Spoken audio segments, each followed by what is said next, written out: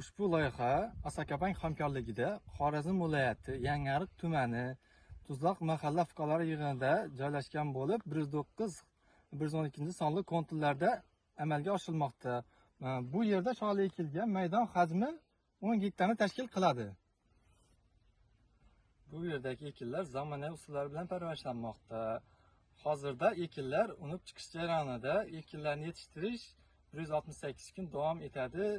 Ekinlarni yetishtirishda sug'oriladi, tabiiy va mineral o'g'itlar bilan oziqlantiriladi. Ushbu loyihani amalga oshirish uchun 20 ta dehqon xo'jalik biriktirilgan. Har bir dehqon xo'jaligiga o'rtacha 0,50 gektar maydondan to'g'ri kelmoqda. Loyihani samarali amalga oshirish uchun lider tadbirkor Muhayyo Asilbek fermer xo'jaligi kooperativi biriktirilgan. Ushbu loyiha bo'yicha har bir gektardan 10 tonna, jami 100 tonna hosil olish rejalashtirganmiz.